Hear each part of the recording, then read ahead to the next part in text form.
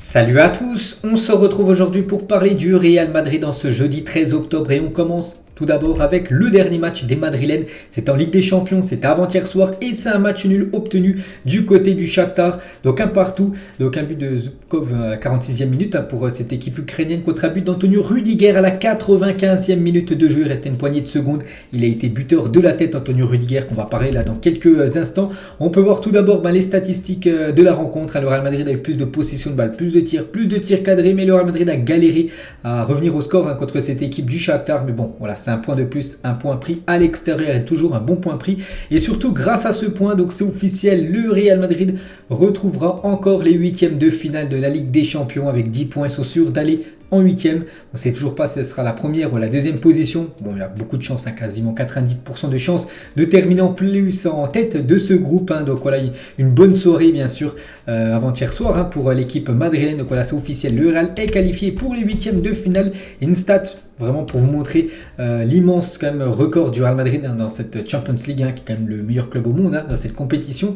Le Real Madrid s'est qualifié 31 fois en huitième de finale dans 31 participations en Ligue des Champions à chaque fois que le Real Madrid joue lors des matchs de poule. Donc à chaque fois, ils se qualifient au moins pour les huitièmes de finale. Jamais ils ont échoué dans les phases de poule. Donc voilà, rien à dire bien sûr. Top club, cette équipe madrilène. Et 13 matchs, toujours invaincu. C'est vrai que le Real Madrid est à deux doigts de s'incliner pour la première fois cette saison. Mais non, Antonio Rudiger a changé la donne avec ce but égalisateur. Donc 8 matchs de Liga, aucune défaite. 4 matchs de Ligue des Champions, aucune défaite. Un match de Super Coupe d'Europe, aucune défaite. Donc parfait ce début de saison. Surtout que le Real Madrid n'a toujours pas goûté à la défaite. Ancelotti l'a dit, nous ne rendrons jamais. Et battre le Real Madrid n'est pas facile. C'est positif de passer car seuls ceux qui se qualifient pour les huitièmes peuvent remporter la Ligue des Champions. Bien sûr, si tu veux remporter la Ligue des Champions, tu es obligé de te qualifier pour les huitièmes de finale. Il a également dit, ce n'était pas un bon match, nous n'avons pas bien joué, mais cette équipe n'abandonne jamais et nous sommes qualifiés pour les huitièmes de finale dans une soirée qui s'annonçait mal. C'est une bonne chose, bien sûr. Des autres déclarations d'Ancelotti, certains joueurs qui n'ont pas joué ce soir ne joueront pas non plus contre le Barça. Donc voilà, ceux qui ont été mis sur le banc pour le match avant-hier, il y a de grandes chances aussi qu'ils ne jouent pas le Classico là dans quelques jours. J'ai reposé mes joueurs les plus importants, mais pas parce que je pensais au Classico, ils étaient fatigués et je ne voulais pas les risquer. Un risque bien sûr de blessure. Le Barça joue demain, mais ça n'affectera pas leur match de dimanche. Ils récupéreront à temps pour le Classico. Donc une petite info concernant le futur adversaire du Real Madrid. Le Barça fait match nul hier contre l'équipe de l'Inter Milan. Toujours avec Ancelotti, Militao et Rudiger sont les meilleurs joueurs de l'équipe de la tête. Ils sont très très bons dans le jeu aérien. Ces deux-là. Toujours avec Ancelotti, la prolongation de Toni Kroos, c'est simple, il devra décider s'il veut rester ou non du côté du Real Madrid. N'oubliez pas qu'il est en fin de contrat, en fin de saison. Toni Kroos, on en parlera tout à l'heure, du joueur allemand. Nous avons mal joué, mais nous nous sommes qualifiés. Seules les équipes qualifiées, bon ça on en a parlé tout à l'heure. Nous avons très mal joué, nous sommes créés beaucoup d'occasions, nous avons beaucoup souffert en deuxième période. Malgré avoir souffert, le Real Madrid est revenu, comme d'habitude. Le Real Madrid n'abandonne jamais jusqu'à quand le coup de sifflet définitif n'est pas sifflé. Il y a toujours moyen de revenir ou de marquer un but en plus. J'avais déjà prévu de faire 5 changements. J'ai remplacé Eden Hazard car nous avions besoin de jambes fraîches par rapport à Eden Hazard, sa prestation. Il a fait ses trucs, il n'a pas pu faire grand chose car le Shakhtar a très bien défendu. Donc voilà, en gros le match d'Eden Hazard a été très compliqué contre cette équipe ukrainienne. Toujours avec Carlo Ancelotti, donc Kroos, Nacho et Rudiger ont bien joué, mais en tant qu'équipe, ce n'était pas une soirée idéale. Il a également dit Rudiger s'est coupé le front, ça va, ce n'est pas grave, mais c'est une coupure assez profonde et il voulait quand même revenir sur le terrain, bien sûr, malgré qu'il était en sang. On parlait aussi tout à l'heure de Rudiger, il voulait retourner directement, changer de maillot, retourner directement sur la pelouse, bien sûr, pour jouer les poignées de secondes qui restaient. Et nous comprenons que nous avons mal joué, mais nous nous sommes battus jusqu'au bout et comme toujours, nous sommes qualifiés pour les huitièmes de finale. Donc incroyable bien sûr. Donc voilà le 11 qui a fait confiance tout simplement Ancelotti pour cette rencontre avant-hier.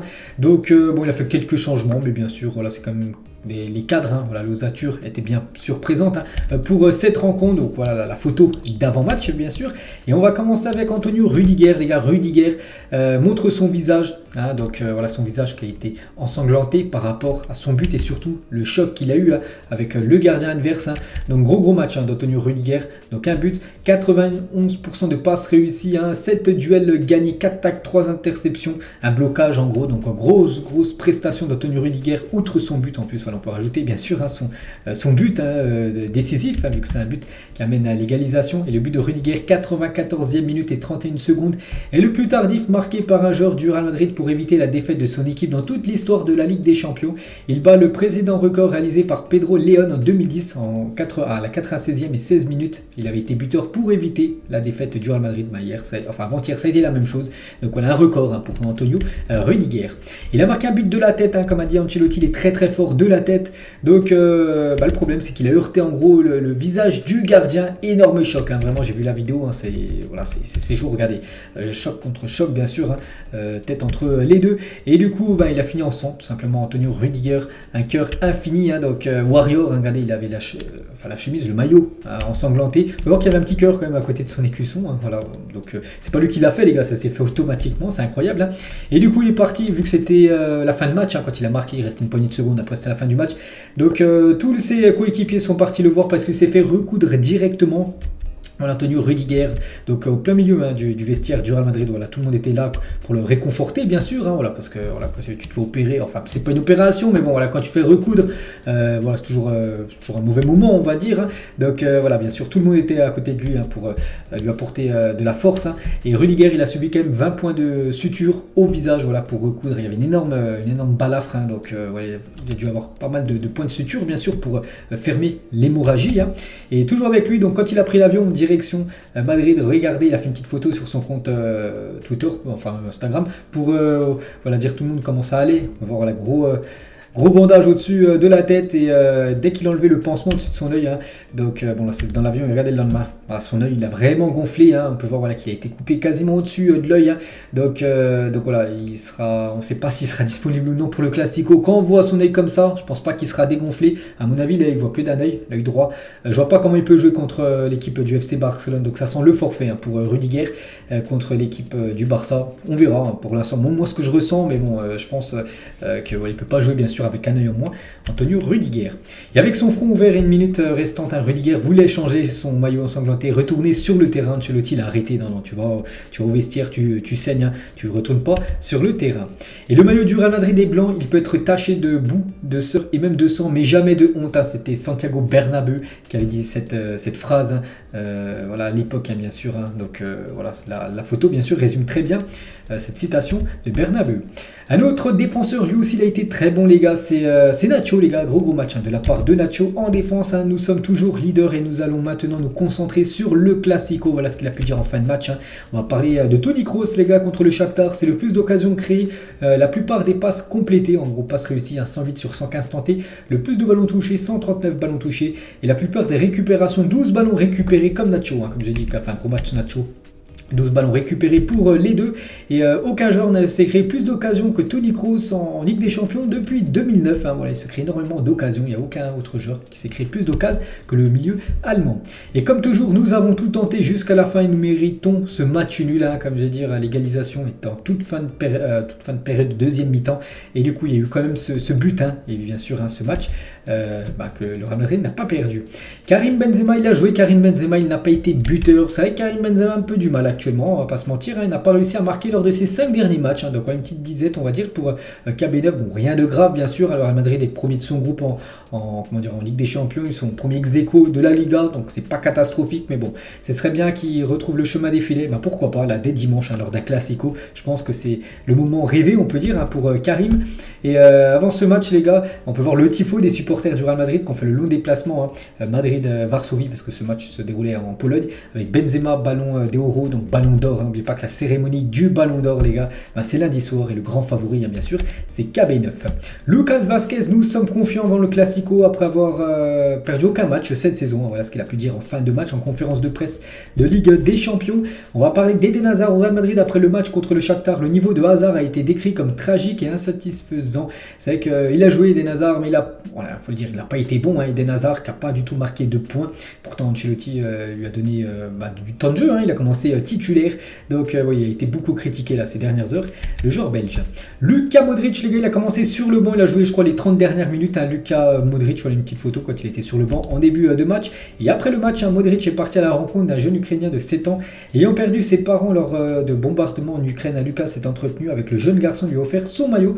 Le jeune homme, quant à lui, a offert un bracelet à Luka Modric. Donc voilà, Modric a offert un maillot numéro 10, bien sûr. Et le petit lui a offert un bracelet, bien sûr, que Modric portera certainement. On va parler juste de la Youth League, les gars. Il y avait les jeunes du Real Madrid qui jouaient contre les Shakhtar. Grosse victoire des jeunes madrilènes. 3-0 du côté du Shakhtar. Félicitations à eux avec cette victoire. Les madrilènes prennent le large en tête du classement avec 4 points d'avance sur leur adversaire du jour. Donc voilà, très bien parti pour se qualifier pour les matchs à élimination directe. Les jeunes madrilènes. On revient sur l'équipe première. Donc Carlo Ancelotti a accordé un jour de repos aux joueurs. Les madrilènes reprendront l'entraînement jeudi à partir de 11h. Donc hier, c'était repos, mercredi, c'était le lendemain du match. Et aujourd'hui, ils ont repris l'entraînement à 11h ce matin. Donc j'ai les photos. Tout d'abord, voilà, on peut voir le programme des prochains matchs. Le Barça, il y a aussi Elche, après Séville, Leipzig, Girona, le Celtic, Rayo, Cadiz. Là, c'est les derniers matchs jusqu'au 10 novembre qui sera le dernier match avant la grande trêve de la Coupe du Monde. Donc voilà toutes les affiches pour le Real Madrid. Et plus que 3 jours avant le Classico. Et aujourd'hui, comme j'ai dit, il y avait entraînement ce matin à 11h. Donc j'ai les photos de l'entraînement aujourd'hui, un jeudi, au Real Madrid City, en gros. Un peu de Tchouaméni, où il faisait beau ce matin. Du côté de Madrid, Ferland Mendy, Eder Militao. Donc voilà, toutes les photos, une petite info concernant ce match, ce Classico, les gars. Ça sera José Maria Sanchez Martinez qui sera l'arbitre du Classico dimanche. Hernandez sera l'arbitre de l'assistance vidéo. On va parler de ce joueur Toni Kroos, les gars, et quelques déclarations de Toni Kroos. Donc tout d'abord, il terminera sa carrière au Real Madrid. Le Real Madrid sera le dernier club de Toni Kroos. Il ne jouera pas après pour un autre club. Ça sera le Real Madrid et après, c'est fini. Donc ça sera soit en 2023, soit en 2024. Donc c'est vrai qu'en 2023, il peut déjà, peut-être en fin de saison, prendre sa retraite. N'oubliez pas qu'il a 32 ans. On connaît des joueurs qui jouent 38, 39, 40 ans quasiment. Il joue encore au football. Lui, à 32 ans, il pourrait peut-être arrêter sa carrière. Pour l'instant, il n'a rien décidé. Pourrait bien sûr aussi prolonger d'une saison de plus. Et quelques déclarations de Toni. Ma signature à Madrid a été très importante pour ma reconnaissance comme footballeur. Beaucoup pensaient que je ne donnais pas tout et que ma façon de jouer ne serait pas suffisante pour un club comme Madrid avec les succès. Certains ont revu leur jugement. Il a également dit à disputer les Jeux Olympiques en 2024. Pour le moment, je ne sais même pas si je continuerai à jouer au football jusqu'en 2024. Voilà, comme je l'ai dit, il pourrait arrêter peut-être en 2024 ou même 2023. Les Jeux ne sont pas si importants pour le monde du football. Ce que je peux garantir, c'est que je regarderai les Jeux de Paris à la télé. Il a également dit la vitesse prioritaire sur le jeu. Le football va dans ce sens. Je suis inquiet pour les 10-15 prochaines années. Les équipes ont besoin de joueurs rapides pour réussir, mais je crains que cette tendance ne prenne le dessus, que cela se reflète sur le jeu. On sait que maintenant, voilà, que ce soit dans le foot, on sait que préféré, c'est les joueurs quand même rapides, tout ça, quand même du spectacle, tout ça. Donc voilà, il est un petit peu inquiet, bien sûr, pour les prochaines années concernant ce changement, on va dire, de football. Jouer avec Modric et Casemiro était assez proche de la perfection. Nous étions des compléments parfaits. Chacun de nous savait dans quel espace nous devions jouer et défendre. Nous n'avions pas besoin de beaucoup parler pour bien faire, bien sûr, sur ce trio légendaire qui n'existe plus vu que Casemiro a quitté le club. Le rival et coéquipier le plus rapide que j'ai rencontré parmi les rivaux, je dirais Kylian Mbappé. Il est très difficile de l'arrêter lorsqu'il prend de la vitesse. Et parmi mes coéquipiers, ça serait Gareth Bale, Raphaël Varane et Vini Junior. Donc voilà, pour lui, c'est 3 joueurs qui courent vite. Raphaël Varane, les gars, court très très vite d'après Toni Kroos. Toujours avec le joueur allemand, il y a une relation très spéciale entre le Real Madrid et la Coupe d'Europe. Si on parle des 3 Champions League qu'on a enchaînés entre 2016 et 2018, on avait le mix essentiel, des individus exceptionnels et un esprit d'équipe authentique, bien sûr, sur ces back-to-back. Voilà, 3 Ligues des Champions d'affilée, magnifique, bien sûr. Et mon ressenti de gagner 5 Ligues des Champions, il est très difficile d'évaluer les succès. Pendant que vous êtes encore en activité, avoir remporté tant de LDC, c'est une folie bénie. Et c'est fantastique de voir que j'y suis parvenu. Bien sûr, il y en a déjà qui galèrent à remporter une Ligue des Champions. Lui, il a remporté à lui seul 5 quand même de Ligue des Champions. Incroyable. Toujours avec lui, les meilleurs trophées jamais gagnés en club, la Champions League en 2016 et en 2022. La victoire à Paris a été la meilleure parce que je ne pensais pas que ça pourrait être possible et parce que pour la première fois, toute ma famille était dans le stade, bien sûr, par rapport en plus à ce parcours du Real Madrid.